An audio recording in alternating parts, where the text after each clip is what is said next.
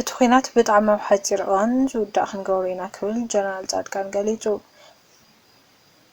ወሳኒ ዝተባሃለ ጉዕዞ ፕረዝዳንት ቱርኪ ኤርዶጋን ተሰሪዙ። ቱርኪ ናብ ሶማልያ ኳዓቲት መርከብ ሰዲዳ። ሰላም ከመይ ትውዕሉ ዝኸበርኩም ተኸታተልቲ ቃርፋ ሚድያ ምሳና ክትኮኑ እንዳዓደምኩ ሰናይ ጻንሒት ይኹነልኩም። እቲ ኩናት ብጣዕሚ ኣብ ሓፂር እዋን ዝውዳእ ክንገብሮ ኢና ክብል ጀነራል ጻድቃን ገሊጹ። ኣብ ትግራይ ዘሎ ኩነታት ቅልጡፍ ለውጢ ዝጠልብ ከም ዝኾነ ክሳብ ሕዚ ብምንቅስቓስ ድሌት ለውጢ ዝክፍጸም ከም ዘይከኣለ ገሊጹ። ሓደ ናይዚ ምኽንያት እንተቐምጥ ድማ ሌተር ጀነራል ታደሰ ወረደ ለውጢ ከምጽእ ዝተገብረ ትጽቢት ከም ዘይሰመረ ጀነራል ጻድቃን ሓቢሩ። እቲ ጀነራል ነዚ ዝሓበረ ተጋሩ ነበርቲ አዲስ አበባ ኣብ ዘሳለጥዎ መድረኽ እዩ። ጀነራል ጻድቃን ኣብ ትግራይ ለውጢ ንምምጻእ ምስ ኣብይ ኣሕመድ ይስራሕ ምህላው ብግልፂ ተዛሪቡ። ካብዛ ሓሊፉ ኣብይ ተመዛበልቲ ኣብ ምምላስ ወላ ሓንቲ ዕንቅፋት ከም ዘይረኣየ ተጠሊዑ ምድር ተሰሚዑ። ሕዚ ኣብ ትግራይ ዘሎ ኩነታት ንምቕያርን ኣብ ትግራይ ዘሎ ሓይሊ ድሕረት ኢሉ ዝጽውዖ ምስ ፋኖን ሻዕብያን ተላፊኑ ትግራይ ማእኸል ኩናት ክገብራ ተዳልዩኑ ዘሎ ደው ንምባልን ፌደራል ሓላፍነቱ ከም ዘለዎ ኣረዲኡ። ስለዚ ፌደራል ናብ ትግራይ ክኣቱ ከም ዘለዎ እዩ ዝዛረብ። እዚ ዘረባ እዚ ኣብ አዲስ አበባ ዝዓረዱ ነባራት መራሕትን ተጋደልትን ኣብ ሰሙን ብተደጋጋሚ ዝገልጽዎ ዘለዉ ጉዳይ ኮይኑ ኣሎ። ካብዛ ሓሊፉ ጻድቃን ኣብ መንግስቲ ዘሎ ንምውዳእ ኣብይ ኣጆኹም ከም ዝበሎም እውን ብግልፂ ተዛሪቡ። ብተወሳኺ ጻድቃን ኣብ ትግራይ ዝግበር ኩናት ኣብ ዝሓፀረ ብቕልጡፍን ከም ዝውዳእ ገሊጹ። እዚ ዘረባ ኣብ 2018 ዓ.ም ኣብይ ምስ ዝበሎ ዝመሳሰል ኮይኑ ዝርከብ እዩ።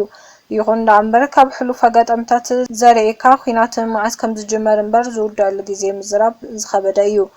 ጻድቃን እዚ ጠፍኡ እዩ ኢልካ ምእማን ዝሕሰብ ኣይኮነን። ኣብ መንጎ መራሕቲ ትግራይ ዝረአ ፈጠጥን ቀርሕንትን ግን ምስ ሓቂ ክበኣሱ እውን ዘርኢ ኮይኑ ንረኽቦ ኣለና። ኣብይ ኣሕመድ ወራር ኣብ ልዕሊ ትግራይ ንምክያድ ምድለዋቱ ዛዚሙ ጥራሕ ዘይኮነስ ንወታደራውን ፖለቲካዊ መራሕቲ ትግራይ ትእዛዝ መሰር ወረቐት ከም ዘዳለወ ይንገር ኣሎ። ዕላምኡ ድማ መቐፀልታ ናይ ምዕራብ ትግራይ ብምልኣ ምውራር ኮይኑ ንሕብረተሰብ ዓለምና ናይ ውሽጢ ጉዳይ እዩ ብምባል ዳግም ህልውና ትግራይ ንምጥፋእ ምዃኑ ይንገር።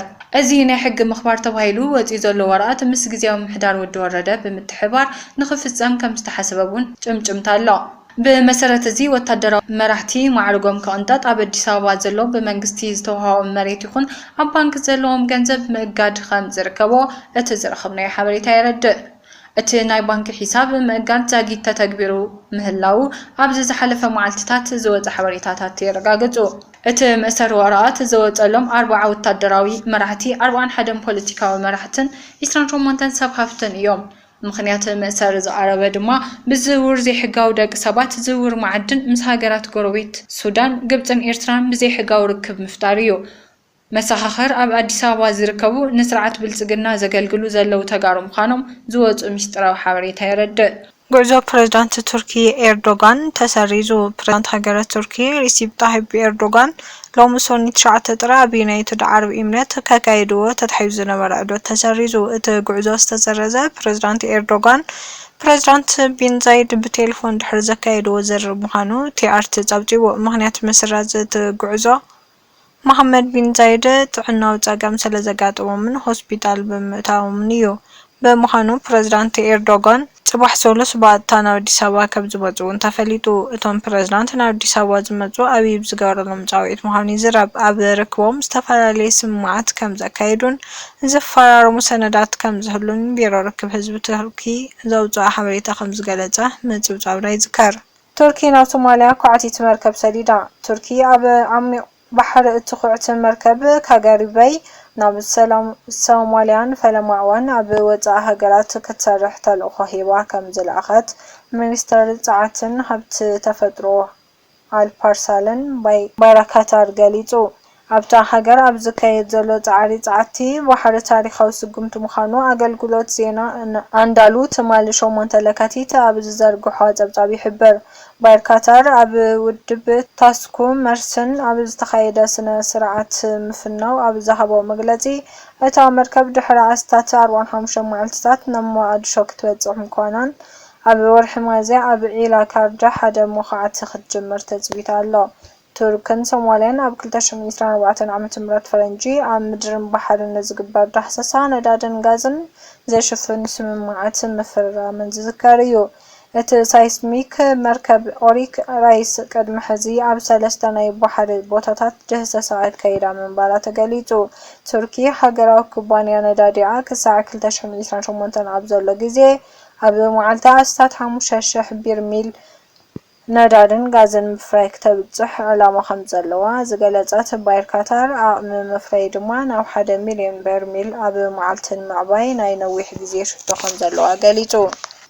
ፕረዚዳንት ሕቡራት ኢሚራት ዓረብ ሼኽ መሐመድ ቢን ዛይድ አል ናህያን ከም ዝዓረፈ ይግለጽ ኣሎ።